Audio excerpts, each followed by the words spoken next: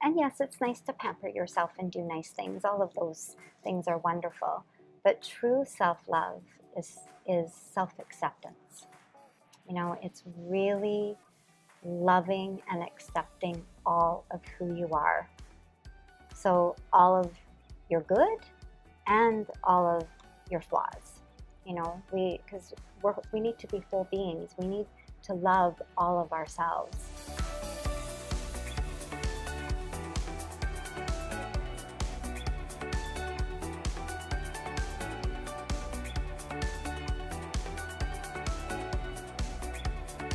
Welcome back to another episode. Today I have as my guest Michelle Falcone. Welcome, Michelle. Thank you, Francesca.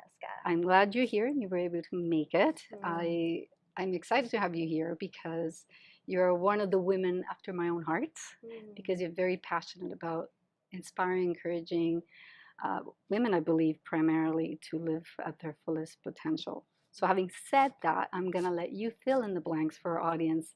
And can you just share what it is that you do? I sure can. First of all, I want to thank you for having me. It's an honor to be here with you. I am a certified life and business coach. I did my training through the Debbie Ford Institute, and I specialized in transformational work.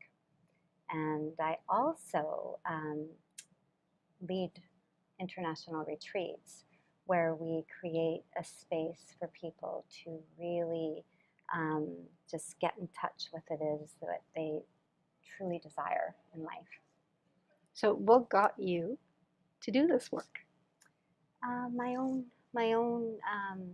challenges, my own adversity in life. Well, you know, I've always really lived life in with the approach of life is happening for me and not to me. And along my journey, I've been blessed to, you know, just know so many different people and work with so many different people, and just always so fascinated about the human potential and how it was that some people were able to, you know, get through tough times and keep going and just, you know, live life the way they truly wanted to be, and then other people would get stuck. And so at a very, I would say, young age, I was fascinated by it. But through my own experiences of business as an entrepreneur, what I learned was that what it is, you know, that we all have in common, what it is that gets in the way is ourselves. And what that is our mindset. So that fascinated me. How, you know, how can that be, and how does that work? And so I was just really pulled towards doing training around limiting beliefs and subconscious beliefs and how they work and what we can do to change them.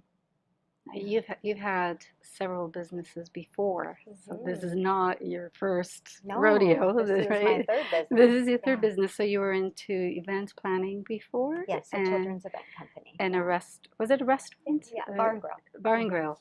So can you share what those experiences were like for people who are, you know, for our audience who may be in similar businesses that you were in? What was that like? What were the challenges in each one of them, and how did you overcome them? Well, I'll tell you, with the children's event company, it was probably the biggest learning curve of my life. Before that, I had worked in education.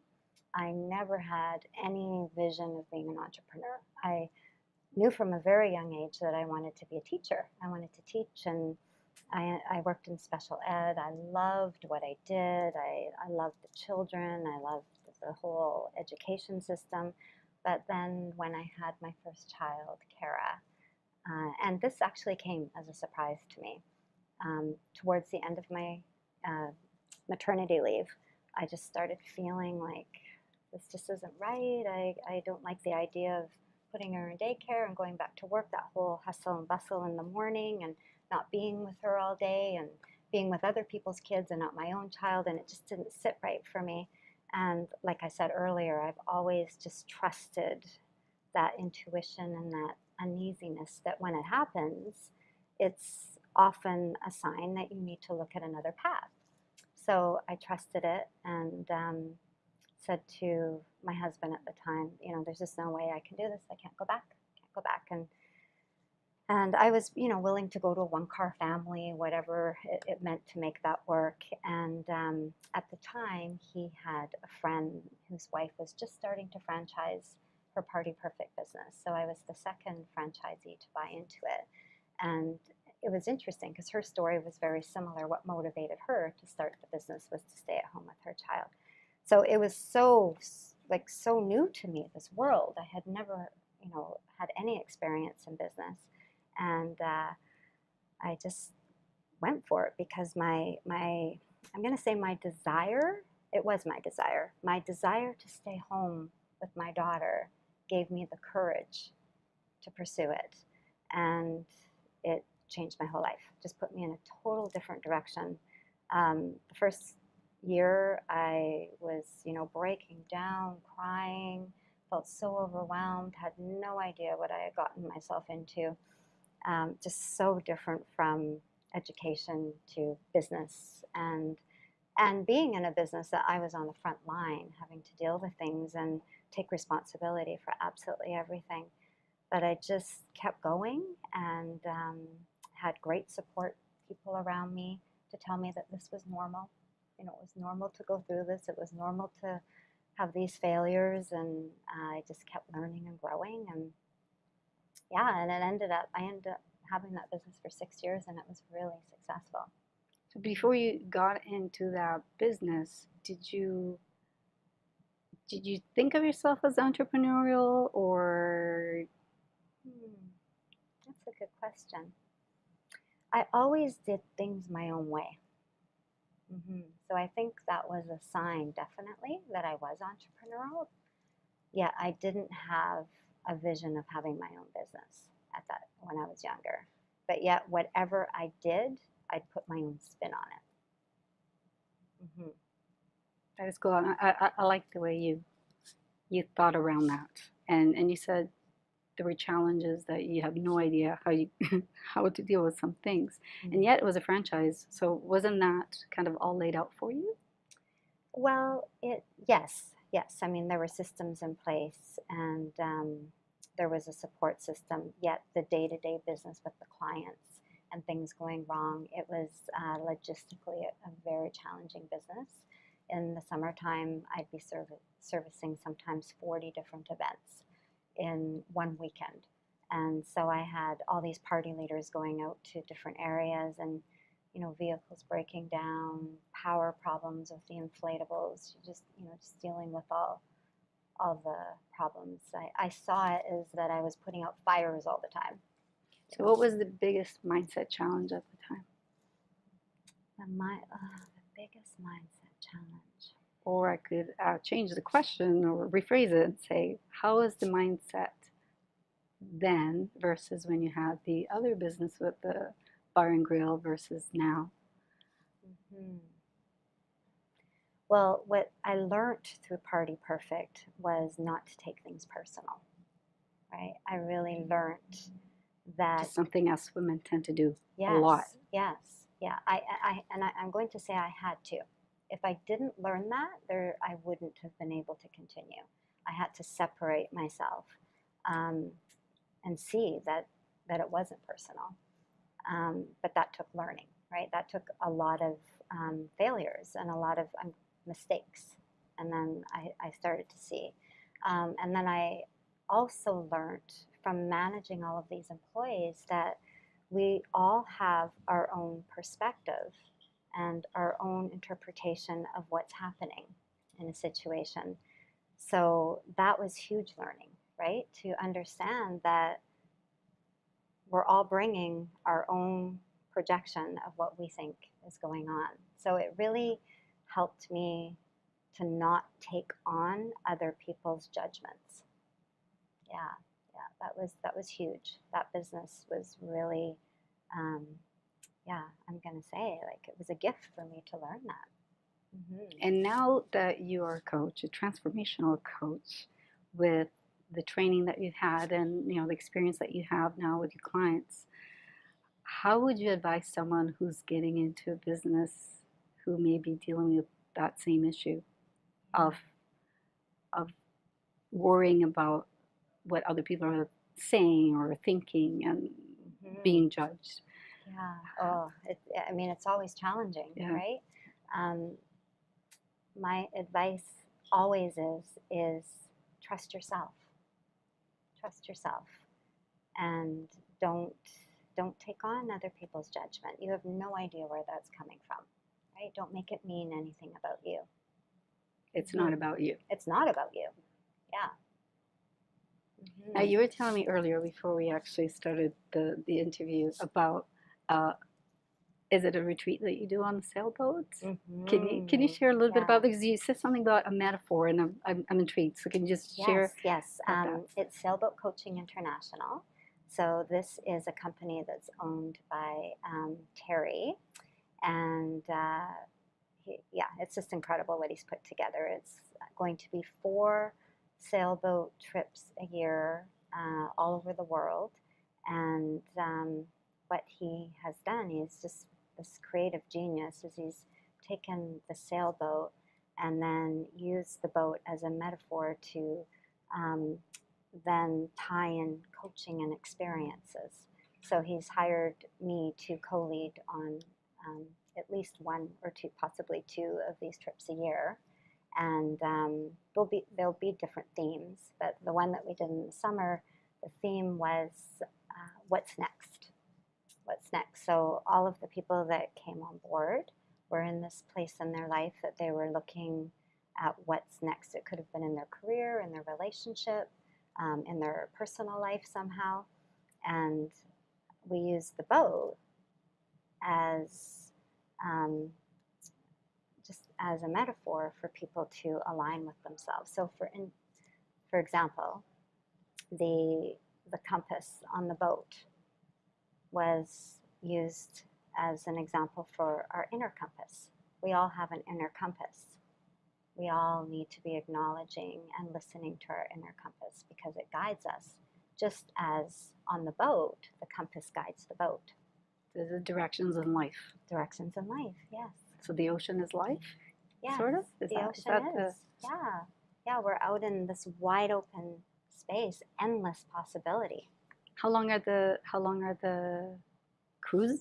I guess it's a cruise. Yeah, it is. How long does it? A sailboat cruise. Well, this one, the one that we did in the summer of the Southern Gulf Islands, was 5 days, but they will differ between where they are. I don't think they'll ever be longer than 10 days, though. And you have retreats, as you said earlier. Retreats as well, yes. Yeah. That's so exciting. Yeah. That's so exciting. Share with our audience what it is that you offer your clients. Because you were telling me, I asked you before we started the interview, and you were going on and on. You have all these different programs. Can you share about those, what they're called, and what you do in each one of them? So that I would say the greatest thing that I offer my clients is support and guidance. I have a few different programs that I work one-on-one. My most popular one is my Breakthrough and Be Unstoppable. And it's a combination of breaking through your limiting beliefs that get in the way of you moving forward, and as well as looking at where you want to be, and it's usually business, sometimes personal life, but more often business, just because of my business experience.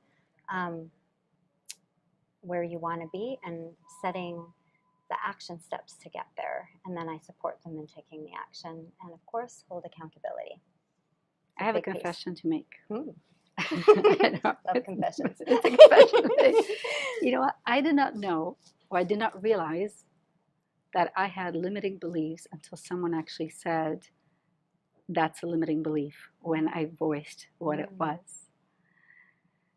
So can you give, for those people who are in the place where I was, a few examples of what limiting beliefs that you come across when you're working with your clients that are very common, that most of the time your clients don't recognize as limiting beliefs, or maybe they do. I don't know, but I know No, that in my no, they personal don't. No, they don't.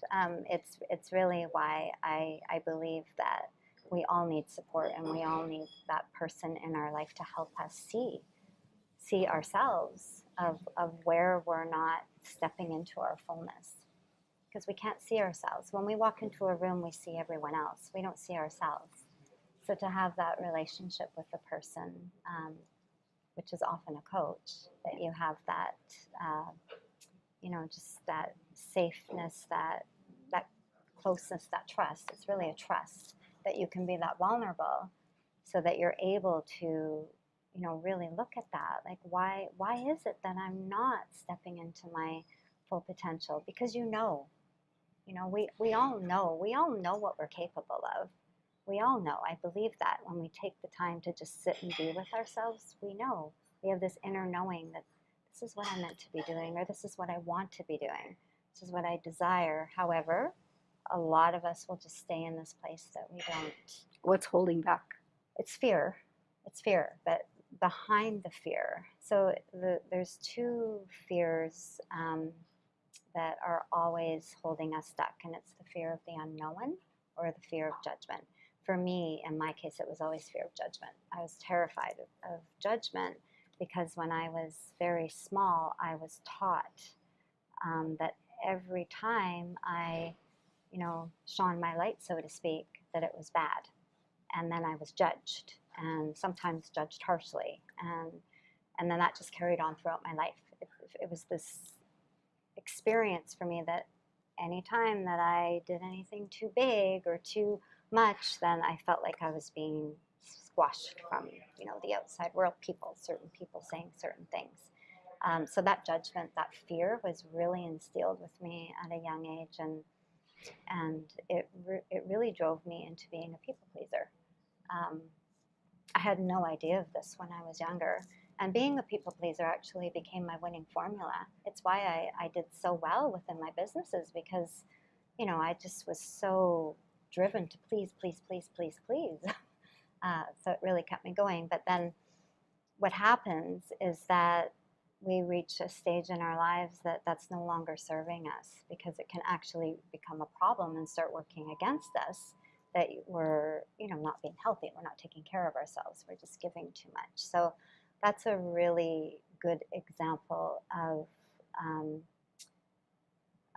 a limiting belief. My limiting belief was my self-worth. I had a low self-worth belief, so therefore I was putting myself in situations that I was letting other people's opinions control me, and then it would go into this action of people pleasing. Yeah, so it's a very common one among women. Oh, well, we're taught. This is the thing. We are taught from a very young age that that certain things are bad, and just depending on how you grew up, this is what I started seeing when I was younger, that really intrigued me about people, because I'd have friends that just had no problem going for it, and they were just living these lives. And then I'd have friends that were completely opposite, just completely buried with guilt, shame, and I was just so curious, like, what drives this? I think I was even in my teens when I would started seeing the difference. And I realized young that it had so much to do with the support that you had around you, starting with our parents, then moving from our parents into our workplaces, our friend groups, whatever that may be. The support that you have around you teaches you who you are. The words that you're hearing, our words are so powerful. Oh, I'm a believer in that. Yeah. Totally believer in that. So we're taught at such a young age that certain things are right and certain things are wrong. And it's very, very sad, especially in our generation. I think a lot of women have woken up and we're raising our daughters differently. But I know, in our generation, most of us were taught to be pleasers and to always be thinking of everyone else before ourselves, which is really, oh, it's completely opposite of what needs to happen. What needs to happen is we need to put ourselves first. And when I say that, I don't mean in a selfish way. I mean about taking care of ourselves first, practicing self-love, self-care, and making ourselves healthy and strong so that we can actually be more for everyone else. I'm going to interrupt you for a sec. So, because there's a lot of talk about self-love. We hear this, self-care. We know what self-care is. And we hear about if you can't love yourself first, you can't love other people, or why would you expect other people to love you? Or can you go a little deeper in what is self-love the way you mean it? Can you give us a bit more tangible examples of that? It is a very deep concept. I know in life we're hearing a lot of it, and it's talked about a lot on a surface level. Right. And yes, it's nice to pamper yourself and do nice things. All of those things are wonderful. But true self-love is self-acceptance. It's really loving and accepting all of who you are. So all of your good and all of your flaws. Because we need to be whole beings. We need to love all of ourselves. That is true self-love. Thank you. You're welcome. Yeah, thank you for explaining it, because like I said, you see it on social media, you see it in articles. It's a word that's really out there, but I don't see a lot of explanation where it goes deep in explaining what does that really mean, other than when you're truly practicing self-love, then you are able to accept everything for what it is, right? And you're not stepping over yourself. You're not putting yourself into a position that you're actually denying yourself. And some people would see that as being selfish. Yeah. Oh, there's a lot of people that still see it as being selfish. Yeah. But it's probably because it's the lack of understanding of what it really means. Is some people might think self-love is just all about you and not caring about anybody else, right? Yeah. So going back to mindset, or limiting beliefs, actually, that is where I wanted to go back. Because you were saying when you were going through the tough times, you were a people pleaser. You were trying to get your self-worth from pleasing people and outside validation. Right. I was taught that that's what a good person does. Right. So with that, how would you, and combining it to what I was saying before, like I didn't realize I had a limiting belief. So if someone listening to this says, well, I don't have any limiting beliefs, but you are the expert, because I know you, and you're the expert on seeing people's potential and not using their full, all the amazing things that they could be doing and achieving. What kind of advice or tip could you give somebody who's listening to help them see if they have a limiting belief, where they may not be thinking that they don't have any at the moment? Just like, yes. Is there an exercise? There is, actually. And I even do this with myself. I check in with myself regularly. Are my actions aligned with my words? So it starts from the actions, or does it start with the words? Well, I believe it starts with the words. It starts with my vision. It starts really with my vision, and then the words that I speak. But then are the actions, and really what I mean by the action is how I'm living my life. How am I living my life aligned with my words and what I want and what I truly desire? That's so simple, and yet so powerful. It really is, and if you take time to do that, it's amazing. And I'm talking about your entire life, right? Your wholeness, your whole life. The work that I practice is wholeness. It's about becoming whole, which is reaching your full potential. And our life, we all have a life wheel. We have different areas of our lives, and we tend to, get into these places that we're putting so much energy into one area. So it may be our career, it may be our relationships, it may be our leisure activities, but we're not balancing it out, right? So it's really important to take the time to check in with yourself and really just be present with, how am I living my life? What does my career look like? What do my relationships look like? What's my leisure time like? What do my finances look like? All of these things. Yeah, and are they lined up with your values and beliefs? That's good balance. Yeah, all the way right? across. And if they're not, if there's an area that's not, then you need to ask yourself why. Why am I not? Why am I not achieving what I want to be in that area? And I guarantee you have a shadow belief, which is a limiting belief. There's a limiting belief that's holding you back. Yeah. There you go. That's how you do it. Mm-hmm. Yeah. Now, you know me. We know each other. And I am all about going for the full potential, live your life. Mm-hmm. Like, this is where, I love that about you. That's how I feel, right? Yeah. Like, I have a mission, and I need to go as far as I can with what it is that I, want to do and achieve. Yet recently I read, I don't remember if it was a blog or an article, but I just came across this write-up. It could have even been a Facebook post, I'm not sure. And it was written by a woman who said, what's wrong with having a mediocre life, a mediocre marriage, and mediocre home, and a mediocre, what's wrong if I don't have the ambition? What's wrong? Like, why can't I just be mediocre? What are your thoughts on that? Because I had my own thoughts about that, and it really set wrong with me. It did not go well with me when I read that personally. Right. Is I thought, why are you selling yourself short? That was my first impression and reaction. In a way, I felt like she was probably depressed, going through hard times. I don't know.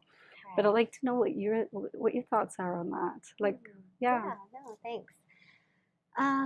Well, I just believe that everybody is where they need to be. And that you don't know what you don't know.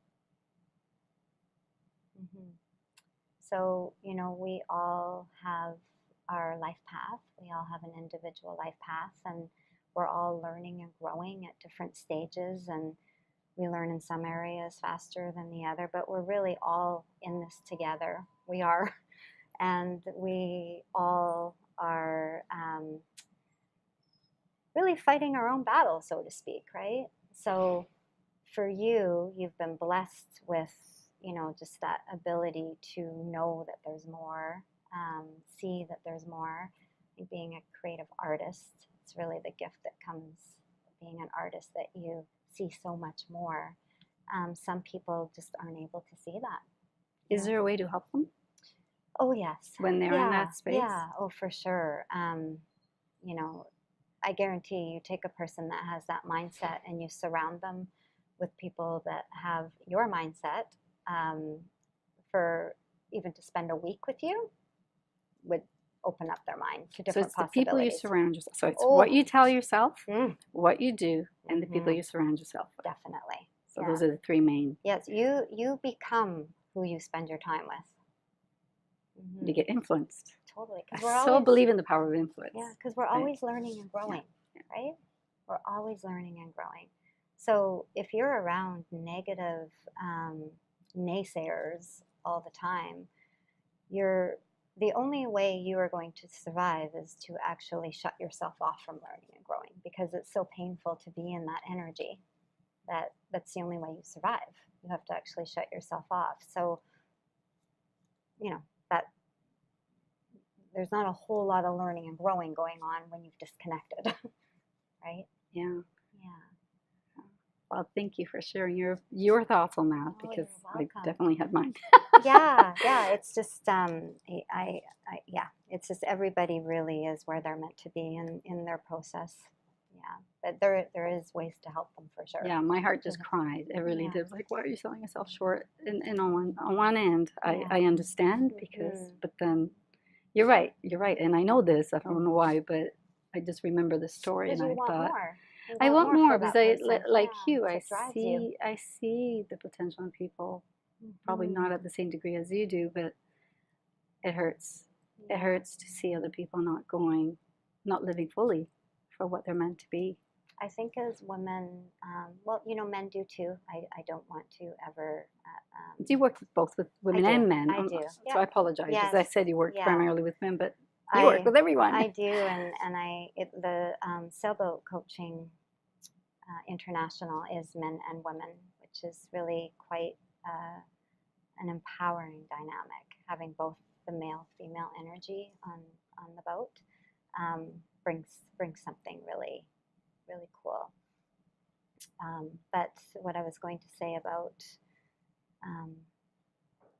with like I don't want to not include men in this, but I do think that it's a more common challenge for women is that we carry such shame and guilt.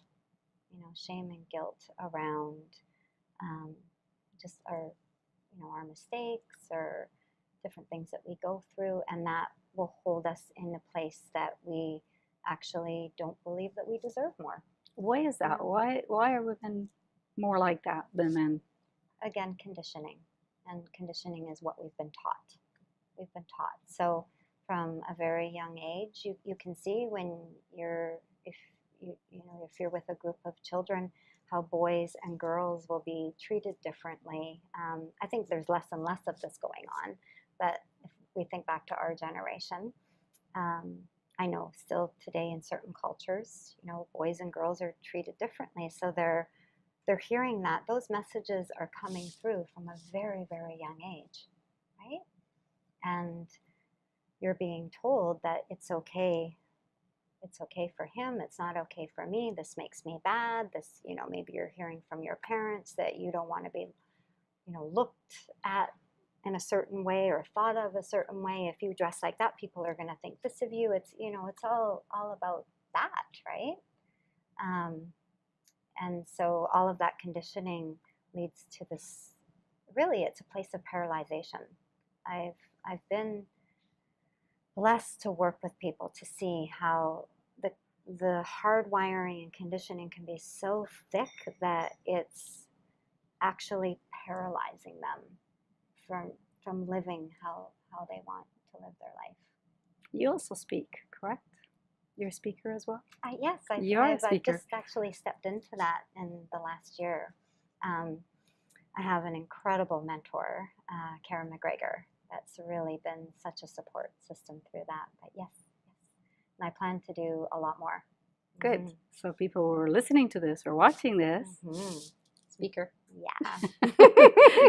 You're amazing. You're amazing. You not only have the knowledge, the skills, and the wisdom, you do it all with grace, with so much grace. And I think it's such a gift to have someone like you as a coach because of the way you are.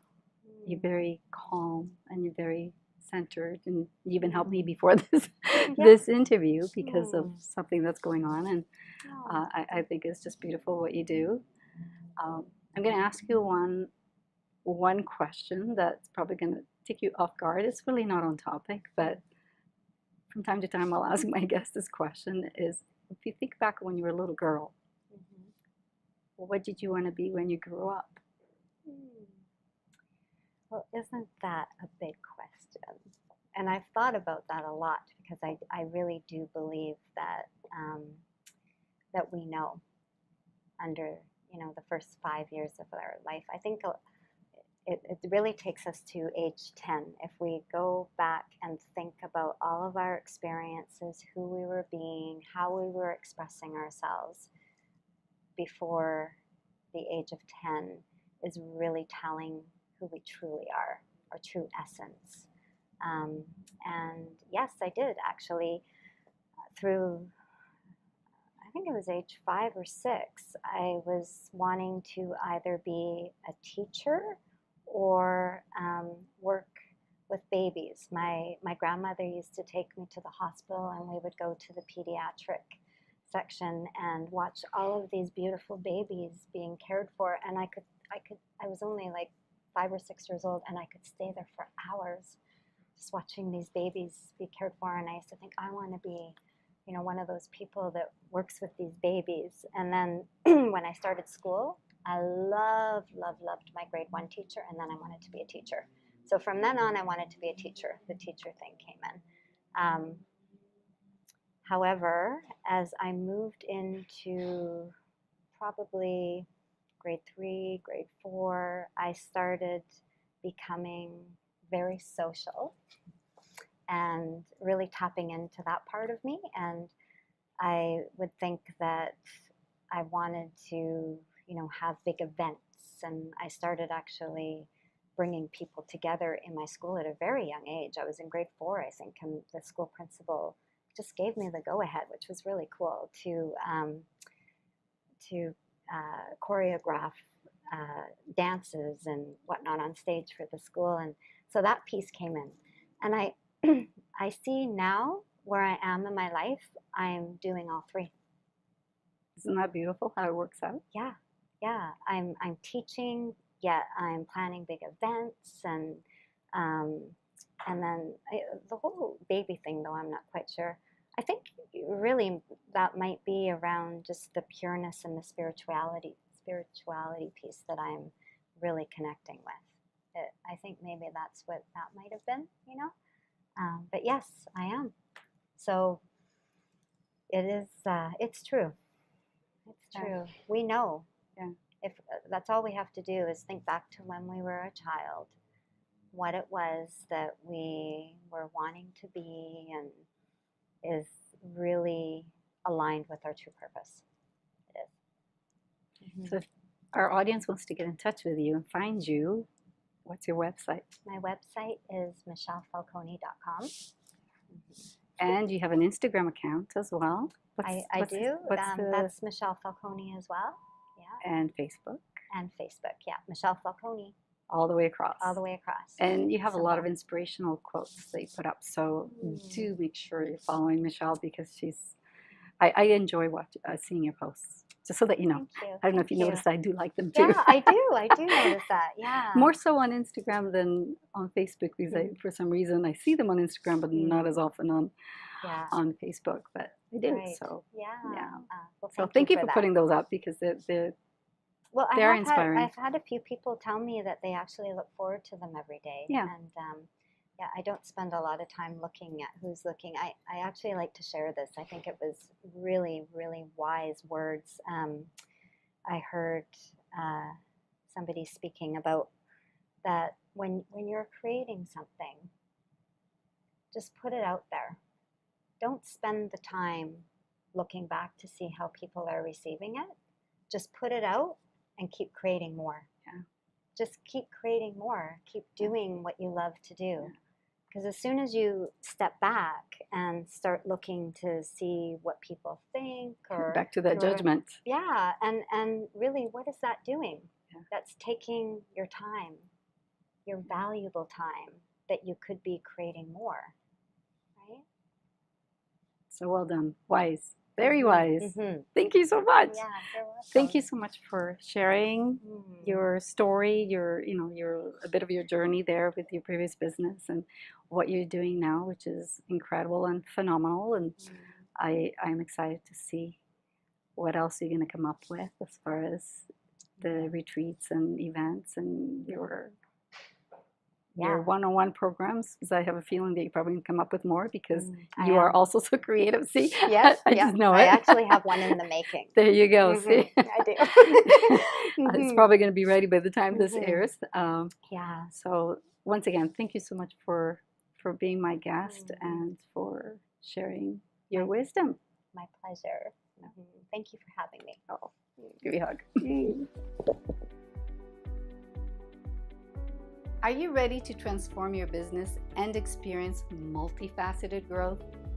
Whether you've had your business for a while or you're considering starting one, this conference is for you. top-notch speakers, trainers, and workshops that will discuss strategies that move you and your business forward, regardless of where you are in your business. Ignite that one thing that will change everything.